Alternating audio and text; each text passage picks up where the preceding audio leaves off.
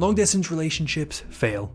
People associate them with pain and lost connections and heartache, and they aren't wrong to do that, but you may end up finding yourself in one. So today I'm going to go over exactly how I managed to survive my long distance relationship and end up living together happily.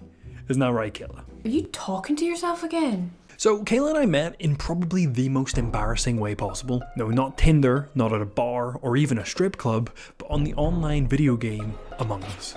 Crucially, we also met during a global pandemic, which meant that for the first 5 months of us knowing each other, our relationship was entirely virtual. And that came with all of the headaches that you'd expect. We're talking the lost connections, the trust issues, the messed up sleep schedule, the whole enchilada. The reason for it is because you have all the hardships that come with a regular relationship, plus all of this other shit.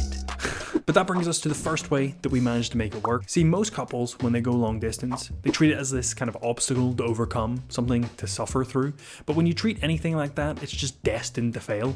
So instead, we treated ours like a full-on regular relationship. We would play board games and chat over a video call. We'd order food and have date nights over a video call. We met each other's parents over a damn Discord call.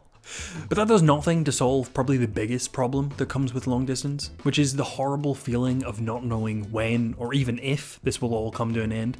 I mean, it's impossible to sustain an entirely virtual relationship forever. Besides, if that is something you're into, you might as well just wait 10 years and get yourself an AI waifu. So you need to make sure that the distance is going to be temporary. Come up with a plan.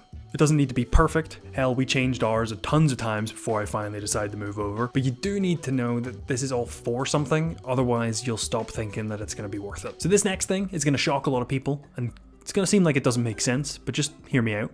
And that thing is, you've got to limit the time that you spend together. I know you're already apart by force all of the time, but what we found is that when we did get the chance to spend a week or maybe even 2 together if we were lucky, that by the end of it, we were nearly sick of seeing each other. I didn't know it at the time, but the reason for it was something that Esther Perel explains in her book Mating in Captivity. So she explains that relationships exist on this kind of spectrum of time spent together. When couples spend too much time together, they become like strangers and they lose all their chemistry. Think the guy who works 80 hours a week with the stay-at-home wife. On the other end of the spectrum, when couples spend too much time together, there's no mystery, there's no intrigue, and they become like siblings.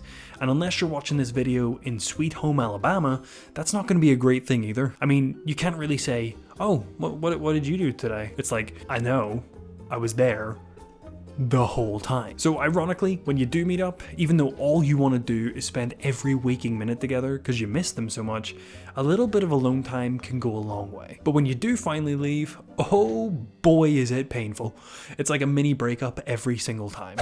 The way we dealt with this was by something that I'm calling the Ultramarathon Approach. See, when people run a marathon, they don't focus on the 26.2 miles. Yes, I did have to look it up. Instead, they focus on increments of the 5, 10, or 15 miles to get them through. The reason runners do this is to get those little hits of dopamine that make them willing to persist to the next one. For long distance, what this means is having the next date you're going to see each other planned in advance. So every time I'd fly back from seeing Kayla, we'd know that I'd only have to wait another 2 to 3 months, which is a hell of a lot more manageable than I'll see you at some point. Okay, so this is all well and good, but now we're on to the big boy problems. The one thing that ends most relationships is trust issues. And that only gets worse when your primary form of communication happens in the same place that you find gifts like this one. For me, I'd inherited my fair share of trust issues from previous relationships, and despite me being determined to avoid this being a problem, I still had my moments. And as much as I hate to admit this, and I hope he never sees, some of the best advice I ever received was from my friend James when he asked me one question. If you don't trust them, why are you with them? And that was a wake-up call. You either gotta trust the person that you're with, or just end the relationship. And as easy as that, I was done with. My issues, for the record, my trust issues, not the actual relationship itself. But the night is young. Finally, we come to the last technique. And I am not exaggerating when I tell you that without this, we would probably not be together right now, and I'd be swimming in a big old tub of Ben & Jerry's in sadness. You probably won't guess what it is, but I'll give you a hint. See, when you're far apart, life still goes on, and you still got shit to do. There were a lot of days where either one of us would be working late until 10 or 11 at night, and while we missed each other, when we got home, the last thing we had energy for was to sit there and just talk. So on these days, when I'd come in and we'd sit down, we'd use an extension like Teleparty to watch a show like The Office or Ozark that we would only exclusively watch together. The extension allows you to pause and play shows at the exact same point, so it's essentially like you're watching it together in person. So when we're tired, we'd stick on something to watch and just enjoy being in each other's company. And invariably, after 20 minutes or so, I'd have regained my energy and just want to sit down and talk. But that said, there's always going to be things that we just rather not do in relationships, and if you can't learn to enjoy them, then you're going to be miserable either way, which is why you should check out this video reviewing feel-good productivity.